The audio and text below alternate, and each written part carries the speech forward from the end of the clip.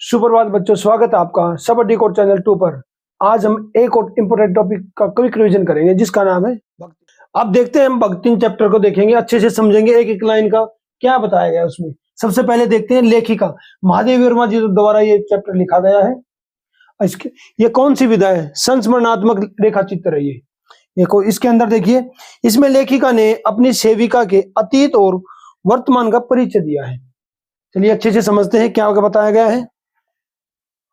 भक्तिन का व्यक्तित्व कैसा था? सबसे पहले देखते हैं, वो छोटे कद वाली थी, नाटे से कद की थी, वो दुबला पतला शरीर था, बिल्कुल पतली सी थी वो। दूसरा, दृढ़ संकल्प वाली थी, वो निश्चय जो कर लेती थी, वो ठान लिया तो वो करके रहती थी। बहुत समझदार भी लेडीज थी वो। अभी देखते हैं इसको, देखिए आगे देखते हैं। सेविका धर्म और असली नाम देखते हैं। उसका सेविका धर्म कैसा था, कैसा काम करती थी वो। ऐसे बताया है कि हनुमान जी जैसा श्री राम के प्रति जो सेवा भाव था, वही भाव भक्तिन का महादेवी वर्मा के प्रति था। असली नाम उसका लक्ष्मी था। किसी से भी ये कहती थी, मेरे असली नाम से मत बुलाना मुझे, क्योंकि विडंबना देखो, असली नाम लक्ष्मी था, धन की देवी बोला जाता है उसको, परंतु वास्तविक में वह निर्धन थी, बहुत गरीब थी, इसलिए नहीं चाहती थी कि कोई उसे उस नाम से पुकारे। लेखिका ने उसे भक्ति नाम दिया। क्यों दिया? उसकी वेशभूषा को देखकर, गले में कंठीमाला थी, इसलिए उसने सोचा, कंठीमाला देखकर उसका नाम भक्तिन रख दिया। आगे देखते हैं, भक्तिन का अतीत कैसा था। अतीत उसका पीछे का समय काल कैसा, पुराना समय कैसा था उसको देखेंगे। जोशी गांव में थी वो, जोशी गांव में उसका जन्म हुआ है। प्रसिद्ध सुरमा की इकलौती बेटी थी वो, बड़े लाड प्यार से पाला था उसको। थोड़े दिन के बाद उसकी माताजी की मृत्यु हो गई, सौतेली मां आ गई, उसके पिताजी ने शादी की तो उसका बचपन में मां की मृत्यु और सौतेली मां आई, उसने उसके साथ अच्छा व्यवहार नहीं किया। उसकी जल्दी 5 वर्ष में ही शादी हो गई हंडिया गांव में, और 9 वर्ष में उसका गौना हो गया। आगे देखते हैं, पिता की मृत्यु। थोड़े दिन के बाद उसके पिताजी बीमार होकर मर गए। मरने के बाद उसकी सौतेली मां ने सूचना नहीं दी, डर था कि कहीं प्रॉपर्टी में हिस्सा ना मांग ले, वो संपत्ति में हिस्सा ना ले ले। उसकी सास ने क्या किया, उसने भी उसके साथ धोखा किया। रोने पीटने के अपशगुन से बचने के लिए बात छिपाई उसने। सोचा उसने यहाँ रोना धोना करेगी, इसलिए उससे बात छिपा ली उसने। थोड़े दिन के बाद सास ने कहा, मायके हो आओ। मायके हो आओ के लिए वो बड़ी खुश होके गई, वो घर गई, पर वहां पहुंचने पर उसको पता लगा, पिता की मृत्यु का पता चला उसे वहां जाके। पिता की तो मृत्यु हो गई। वो गुस्से में सौतेली मां को बुरा व्यवहार देखकर बड़ा गुस्सा आया उसे। गुस्सा होने के बाद वो अपने घर आई, बिना पानी पिए वापस लौटी वो अपनी ससुराल। सास को खरी खोटी सुनाई, क्योंकि सास की भी गलती थी। पति के सामने दुख व्यक्त किया, और पिता से बिछड़ने का जो दुख था एक, वो व्यक्त किया बेटी ने। आगे देखते हैं, जीवन का दूसरा भाग। बहुत भेदभाव हुआ उसके साथ लाइफ में, जीवन में। देखो, जीवन भक्तिन ने 3 पुत्रियों को जन्म दिया। पारिवारिक दंड मिला उसे बहुत ज्यादा। क्योंकि 3 पुत्रियों को जन्म दिया था उसने, उसके बेटे को जन्म नहीं दिया। उसने बेटे को जन्म नहीं दिया, इसलिए 3 पुत्रियां हुई ना। पुत्र होता तो उसकी अलग वैल्यू होती, क्योंकि पुरुष प्रधान देश है हमारा पुराना समाज का, तो बहुत ही ऐसी कुरीतियां होती थी, बहुत लेडीज के तो कोई वैल्यू ही नहीं समझे थे उस टाइम तो। अब देखो, जेठानियां क्या करती थी और भक्तिन क्या करती थी उस समय। जेठानियों के काले कलूटे बेटे थे, आराम करती थी दिन भर वो, क्योंकि बेटों की मां थी वो। चर्चा करती थी दिन भर, बातें करती थी, चुगलियां करती थी। बेटों को दूध मलाई खाने को मिलता था, खुश रहते थे सभी। भक्तिन देखो क्या करती थी, 3 लड़कियां थी उसकी, बहुत ही विडंबना, बड़े ही दुख के साथ जीवन जीती थी वो। दिन भर खेत में काम करती, लड़कियों को चने खाने के लिए चने बाजरे की घुघरी मिलती खाने को। अभी आगे देखते हैं और क्या बताया। पति प्रेम और गृहस्थी जीवन उसका कैसा था। पति का स्वभाव कभी नहीं पीटता था उसे, और बल्कि उसके जेठ उनको जेठानियों को डेली पीटते थे, क्योंकि वह टाइम से कुछ काम ही नहीं करती थी, दिन भर बातें करती रहती थी। उसे बहुत चाहता था। उन दोनों का पति पत्नी का बहुत प्यार था, बड़ी खुशी खुशी रहते थे वो। अब देखो, अलगोजा, परिवार से अलग हुए।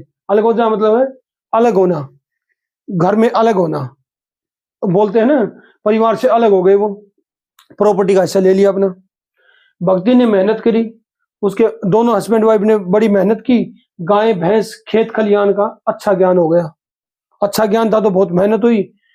पति पत्नी के परिश्रम से सोना बन गया, खेती, इतनी मेहनत करी, पर जैसी मेहनत करते थे, जैसी मेहनत करते थे वैसा परिश्रम का फल मिला उन्हें। सब कुछ अच्छे, खेत खलिहान, गाय भैंस मोटी ताजी थी, अच्छे दूध वाली थी, वो चल रहा था। आगे देखते हैं विधवा जीवन और संघर्ष। थोड़े दिन के बाद उसकी बड़ी लड़की की शादी कर दी गई उसके पति द्वारा। फिर उसके पति की मृत्यु हो गई। मृत्यु हो गई तो और दुख आ गए उसके ऊपर, परिवार को संभालने की जिम्मेदारी आ गई। आगे फिर उसके दूसरी तरफ उसके साथ संघर्ष, क्या संघर्ष किया उसने, जेठ और जेठ के बच्चों के में लालच आ गया मन में, उसने प्रॉपर्टी हड़पने की कोशिश करने लग गए वो। दोनों छोटी लड़कियों का विवाह कर दिया। भक्ति ने क्या किया, अपनी दोनों छोटी बेटियों का विवाह कर दिया था। फिर उसके बाद बड़े दामाद को घर जमाई बना लिया। अब किसी कोई प्रॉपर्टी पर कब्जा हो मेरी, उसने सोच लिया।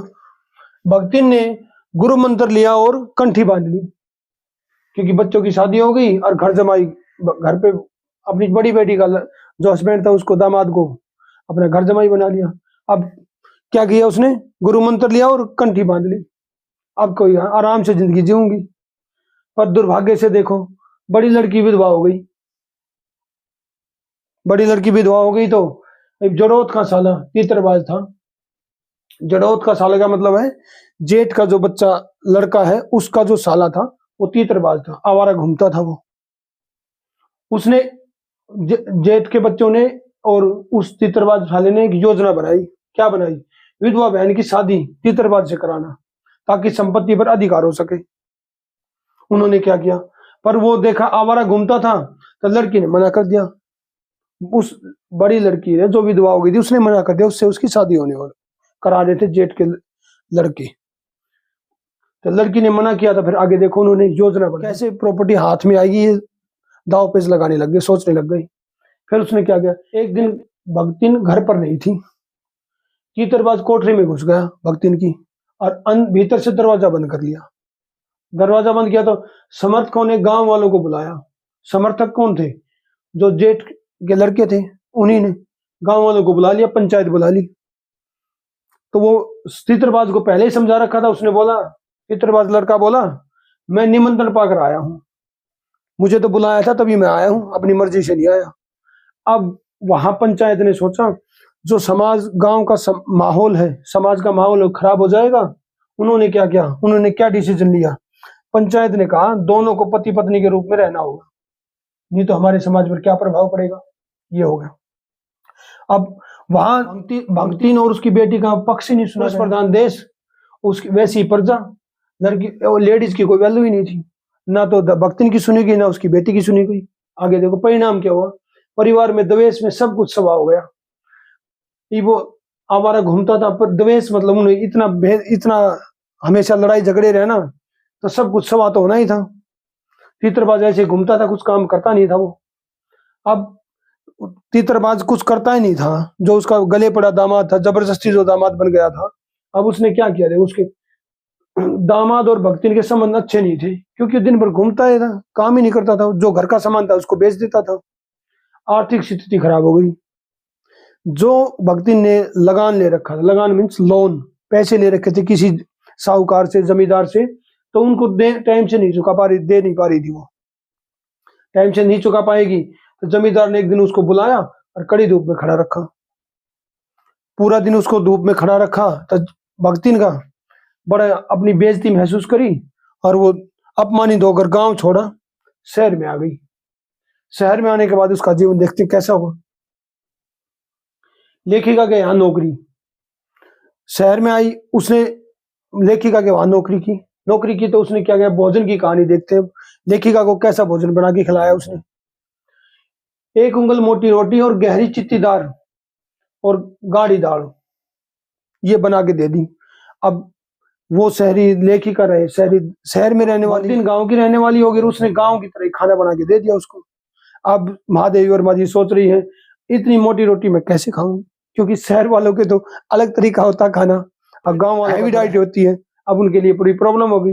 लेखिका को पसंद नहीं आया, लेकिन खाकर यूनिवर्सिटी चलेगी और दिन भर सोचती रही, अब मैंने गांव वाली को काम पे रख लिया है, मेरा तो काम तमाम हो जाएगा, कैसे काम चलेगा मेरा। अब वही सोचती रही दिन भर, देहात और शहर के जीवन का अंतर सोचती रही दिन भर। अब आगे देखते हैं, सेवा भाव और दुर्गुण देखते हैं उसके। स्वभाव कैसा था, पढ़ना लिखना नहीं जानती थी वो। भक्तिन पढ़ना लिखना नहीं जानती थी, दूसरों को अपने अनुसार बना लेती थी, स्वयं नहीं बदलती थी। दूसरों को अपने अनुसार बना लेती थी, खुद नहीं बदलती थी। एक बार लेखिका ने उसे कहा, कम से कम साइन करना तो सीख लो। पर उसने कैसे मजाक में ही बात को टाल दिया। बोली, मैं पढ़ना लिखना सीखूंगी तो घर का काम कौन करेगा। तो भक्तिन का ऐसा जवाब सुनकर लेखिका भी हक्का पक्का रह गई है। कैसी बात कर दी, कैसे घुमा दी अपनी बातें। अब देखो उसके दुर्गुण, इधर उधर पड़े पैसे मटकी में छिपाना। इधर उधर पैसे मिलते, लेखिका कहीं रख के भूल जाती, रख देती, उठा के वो एक मटकी में गुल्लक की तरह रखती थी। वो तर्क वितर्क करना, हमेशा वो तर्क वितर्क करती रहती थी। जब मैंने साइन करने की बात बताई, वो तर्क वितर्क में ही है।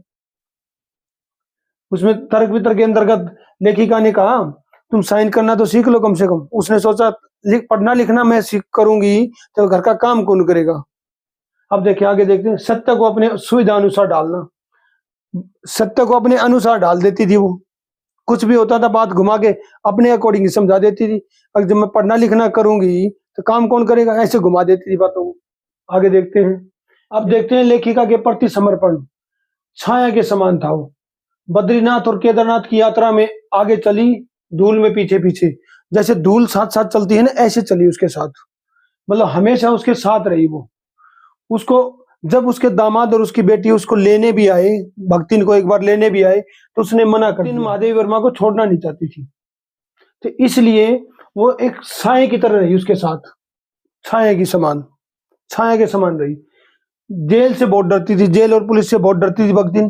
पर जब उसको पता लगा लेखिका जेल में जाने वाली है, तो उसने कहा लेखिका के साथ जेल भी जाने को तैयार थी, क्योंकि उसको छोड़ना नहीं चाहती थी और कहती थी मैं जेल में भी लेखिका की सेवा करूंगी। जब लेखिका के पास पैसे नहीं थे, तब भक्तिन ने अपनी जमा पूंजी 105 रुपए ऑफर किए। तो उस टाइम महादेवी वर्मा भी ऐसे चौंक गई, तेरे पास 105 रुपए कहां से आए। तो बोलती थी, अरे जो इधर उधर रख देते थे उनको इकट्ठा करके ये मजबूरी में काम आ गई, उनको दिखा दिया। पर अपने अनुसार ढाल लेती थी बात को। अब निष्कर्ष क्या निकलता देखिए, स्वामी और जैसा सेवक का जो संबंध होता है उससे भी बढ़कर था। भक्तिन एक संघर्षशील, स्वाभिमानी और कर्मठ स्त्री थी। सत्तात्मक समाज में अपने हक की लड़ाई लड़ी उसने। लेखिका भी अपने व्यक्तित्व का अंश मानकर उसे खोना नहीं चाहती थी। तो आज के लिए इतना ही, मिलते हैं एक नई वीडियो में। धन्यवाद।